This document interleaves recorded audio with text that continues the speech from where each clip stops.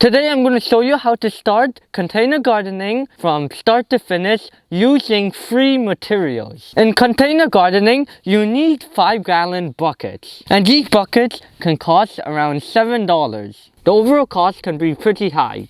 But I'm here to tell you that you can get 5-gallon buckets for free. But before we start, it's very important to mention that when you get buckets, you want to get food grade buckets. A bucket that's food grade means that it's been previously used to store food in and now can be used to grow food. If your bucket or container states that it's not food grade, then you do not want to use it because it is not safe. You want to look for symbols that I'm going to show up on the screen here. If you see those, that means those buckets are safe to plant in. These buckets here have the number 2 symbol on it. So that means these are safe to plant in. And I got them all for free. With that now explained, let's move on how to get free buckets or containers. This is a 5-gallon bucket. If you have a bakery nearby, you can ask them and they'll probably give you some buckets to use. Besides the bakery, you can get buckets or containers from nurseries or big box stores like Home Depot and Lowe's, since they have a lot of plants and they'll probably throw out a few of them. Another good way to get buckets or containers for growing is by checking Craigslist, eBay, or Marketplace. If you don't mind growing smaller plants like herbs, garlics, and small leafy greens, you can recycle restaurant containers, salad containers, milk jugs, and other household items.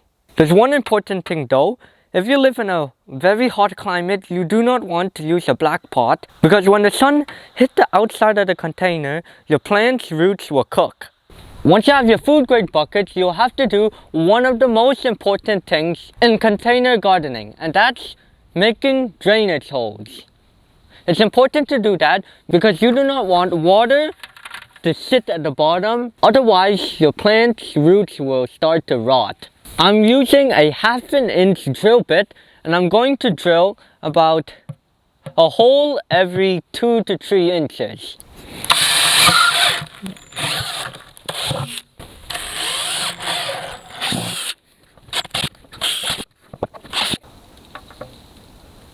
Once you have made your drainage holes in all your buckets, it's extremely important not to use native soil. Now the reason you do not want to use native soil is because your native soil is typically very dense. And in container gardening, you want fluffy soil that will allow water to drain good and not become a swamp in the buckets. And this is where you might have to spend a few dollars. You have to either get potting soil from the store, which will cost a lot more than if you had made your own potting soil from scratch. Right here I have some manure mixed with some topsoil that I had lying around, and to it I'm going to add some peat moss. You can also use coco coir, but where I live, peat moss is way cheaper. In this wheelbarrow I have about 2/3 worth of soil, and I'm going to add a 1/3 peat moss to the wheelbarrow.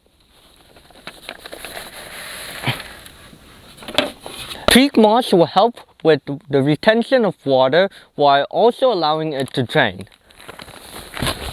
I'm also going to add some perlite, which will help improve drainage and the aeration of the soil. I'm going to add just a few handfuls because you don't need a whole lot of this. The next thing I'm going to add is some blood meal, which is full of nitrogen in it. Nitrogen will help all your plants to grow nice green leaves. I'm just going to go ahead and add a few handfuls to this. I'll leave a link in the description where you can get some blood meal or some perlite on Amazon. With all our ingredients added, now it's time to mix this thing together.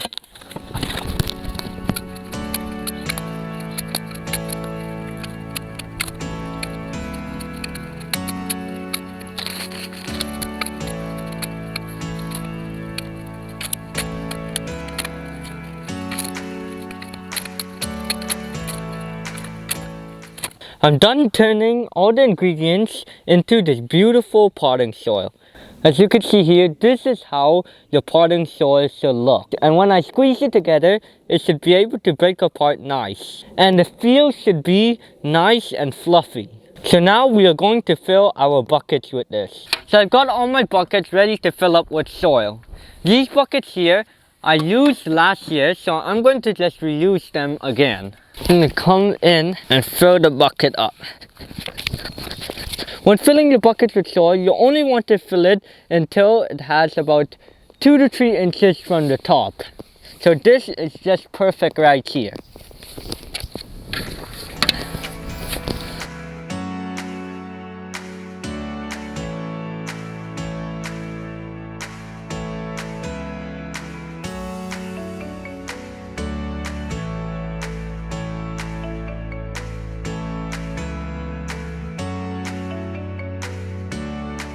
With our buckets all filled up with this premium potting soil, we are going to get planting. So I'm going to plant a small one, some lettuces, maybe I'll plant 2 tomatoes and some cauliflower. To plant your tomatoes, you want to dig a very deep hole. We are going to bury the stem of our tomatoes. And we can do that because tomatoes can grow roots all along the stem. When we bury our tomatoes, it will help them grow a stronger root system. A little bit more. Right there, look good.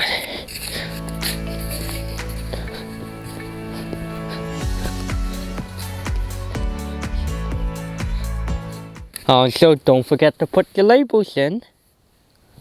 I'm going to be planting a nice cauliflower. We're not going to be digging a deep hole because we do not want to cover the stem.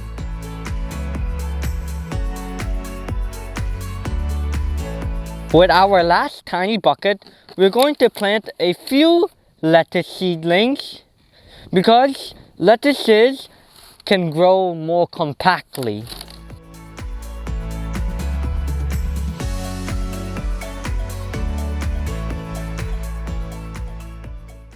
The last and final step is to water your seedlings in.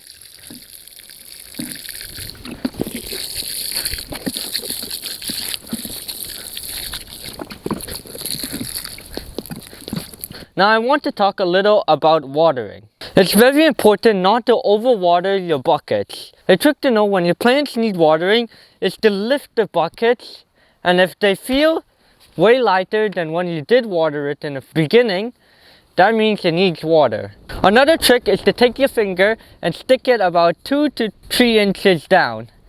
And if it's dry, it definitely needs water. When the roots take up the whole space in the bucket within a few weeks, you want to water it sometimes twice a day, especially when it's hot. Because the plant does not have an unlimited amount of soil to grow in, because it's all contained in this small area. During the hot summer, you can also put some straw mulch over the top of the soil, and that's why we leave the extra 2 to 3 inches to put some. The straw mulch will help reduce evaporation and keep the soil cool over the summer.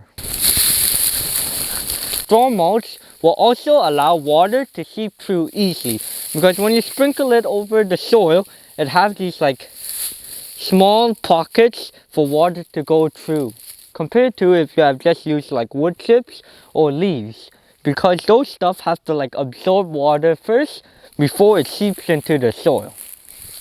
With enough care, these little seedlings will grow into big thriving plants, especially when you use this premium potting soil recipe that I show you in this video.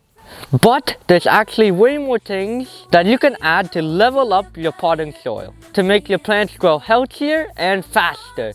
So go watch this video next and learn what those things are and how to add them into your potting soil.